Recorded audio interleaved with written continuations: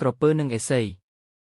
ក្នុងព្រៃធំមួយដែលពោពេញទៅដោយភ្នំខ្ពស់និងដងព្រៃស្រស់បៃតងមានអ្នកគ្រូឥសីម្នាក់ឈ្មោះវិមលៈរស់នៅក្នុងល្អាងតូចមួយជាប់ច្រាំងទន្លេជីវិតរបស់លោកសាមញ្ញមានតែការសម្រាកធ្វើសមាធិនិងសិក្សាធម្មជាតិលោកស្គាល់សត្វគ្រប់មុខក្នុងព្រៃនេះហើយសត្វទាំងនោះក៏ស្គាល់លោកដែរ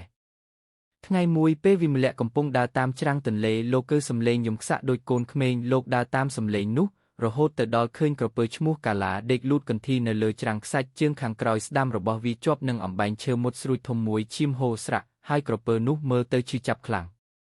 ជួយខ្ញុំមួយផងអ្នកគ្រូឥសីក្រពើនោះសុំដោយសំណូមពរខ្ញុំធ្វើដំណើរមកពីទន្លេឆ្ងាយដោយស្វែងរកចំណីសម្រាប់កូនខ្ញុំដែលទើបនឹងញាស់ឥឡូវខ្ញុំជាប់នៅទីនេះហើយអាចស្លាប់បានកវិមលៈឈរមើលពីចម្ងាយចិត្តលោកកើតមេត្តាករុណាប៉ុន្តែខណៈដែលនោះលោកដឹងថាក្រពើអាចលេបមនុស្សបានលោកឃើញកន្ទុយវាទៅចុះទៅលើខ្សាច់ដោយខ្លាំងដែលបង្ហាញពីការឈឺចាប់និងការភ័យខ្លាចខ្ញុំនឹងជួយអ្នកវិមលៈឆ្លើយយ៉ាងថ្នមប៉ុន្តែអ្នកត្រូវសច្ចាថានឹងមិនធ្វើអ្វីក្រោធគ្រាតចំពោះខ្ញុំកាលៈសច្ចាថាបើខ្ញុំសូមសច្ចាថានឹងមិនធ្វើអាក្រក់ចំពោះអ្នកគ្រូវីឡើយសូម្បីតែឈាមរបស់ខ្ញុំហូរអស់ខ្ញុំក៏នឹងមិនធ្វើអីអ្នកទេ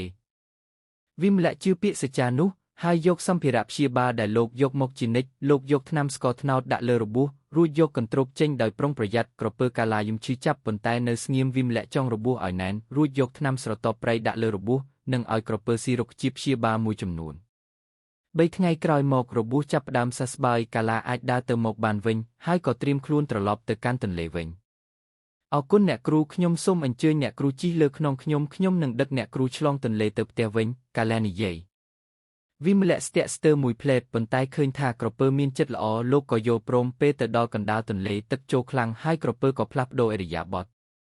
សុំទោសអ្នកគ្រូតែខ្ញុំត្រូវតែលេបអ្នកគ្រូកាលីនិយាយដោយសំឡេងខ្លាំងក៏ខ្ញុំឃ្លានណាស់ហើយកូនខ្ញុំក៏ត្រូវការចំណីដែរវិមលៈមិនភ្ញាក់ផ្អើលព្រោះលោកបានគិតមុនពេលឡើងជិះលើខ្នងក្រពើគឺសត្វក្រពើឲ្យអ្នកភ្លេចសច្ចារបស់អ្នកហើយឬតើអ្នកមិនខ្លាចកម្មទេកម្មក្រពើសាយចំកអ្វីដែលខ្ញុំខ្លាចគឺកូនខ្ញុំស្លាប់អាហារធម្មជាតិបង្រៀនឲ្យយើងរស់ដោយការសម្លាប់វិមលៈដឹងថាខ្លួនមិនអាចជៀសវាងគ្រោះថ្នាក់បានដោយកម្លាំងលោកក៏ប្រើប្រាស់ប្រាជ្ញាបុល្អខ្ញុំយល់ព្រមថាអ្នកអាចស៊ីខ្ញុំបានតែមុននឹងស៊ីសូមអ្នកតបមកខ្ញុំមួយម៉ាត់តើមានសត្វណាមួយដែលអាចធ្វើជាសាក្សីថាអ្នកបានសច្ចាមិនធ្វើអាក្រក់ចំពោះខ្ញុំបើគ្មានសាក្សីទេការស៊ីខ្ញុំឥឡូវនេះគ្រាន់តែជាការកេងប្រវ័ញ្ចប៉ុណ្ណោះ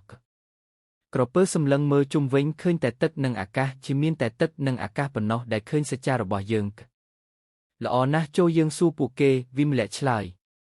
ក្រពើស្រែកសួរទៅកាន់ទឹកអោទឹកតើអ្នកធ្លាប់ពើសច្ចារបស់ខ្ញុំឬទេទឹកហូរខ្លាំងឡើងហើយសំឡេងរន្ទឺដូចជាការយល់ព្រមអេសីសួរទៅកាន់អាកាសអាកាសតើអ្នកធ្លាប់ពើសច្ចានោះដែរឬទេខ្យល់ព្យុះបក់មកខ្លាំងហើយផ្គរលាន់រន្ទះដូចជាការយល់ព្រមដែរ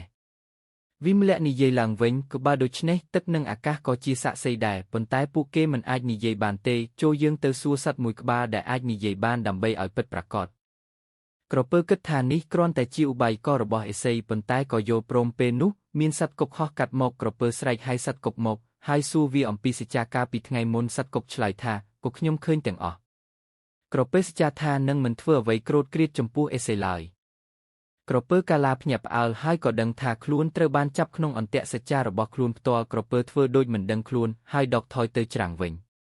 ពេលទៅដល់ច្រាំងវិមលៈចុះពីខ្នងក្រពើហើយនិយាយថាក៏សត្វក្រពើធម្មជាតិបង្រៀនយើងឲ្យរស់ប៉ុន្តែមនុស្សបង្រៀនយើងឲ្យរស់ដោយសិលធម៌សច្ចាគឺជាស្គលនៃសិលធម៌ហើយអ្នកដែលបំពានលើសច្ចាទីបំផុតនឹងបំពានលើខ្លួនឯងកាឡាស្ដាប់យ៉ាងយកចិត្តទុកដាក់ហើយក៏ដឹងខ្លួនថាបានធ្វើខុសក៏ខ្ញុំសូមទោសអ្នកគ្រូខ្ញុំភ្លេចគុណដែលអ្នកគ្រូជួយសង្គ្រោះខ្ញុំចាប់ពីថ្ងៃនេះទៅខ្ញុំសូមជាអ្នកថែរក្សាអ្នកគ្រូហើយនឹងមិនធ្វើអាក្រក់ចំពោះមនុស្សណាម្នាក់ដែលមកកាន់ទន្លេនេះឡើយវិមលៈញឹមហើយផ្ដល់ប្រដៅក្រពើចាប់ពីថ្ងៃនោះមកកាឡាក៏ក្លាយជាអ្នកថែរក្សាទន្លេហើយជួយអ្នកដំណើរដែលជិះទូកលិចក្នុងទឹករឿងនេះក៏រីករាលដាលទៅគ្រប់ទីកន្លែងធ្វើឲ្យមនុស្សរាល់គ្នាយកចិត្តទុកដាក់ក្នុងការរក្សាសច្ចានិងដឹងគុណគ្នារឿងនេះបង្រៀនយើងថា 1. សច្ចាគឺជាមូលដ្ឋាននៃទំនាក់ទំនងគ្រប់ប្រភេទ 2. ប្រាជ្ញាអាចយកឈ្នះកម្លាំង 3. ការដឹងគុណជាគុណធម៌ដ៏ឧត្តម 4. ការអត់អន់ទោសអាចផ្លាស់ប្ដូរចិត្តអ្នកដទៃបាន 5. ធម្មជាតិមានទល់ឲ្យភាពផ្ទាល់ខ្លួនរបស់វា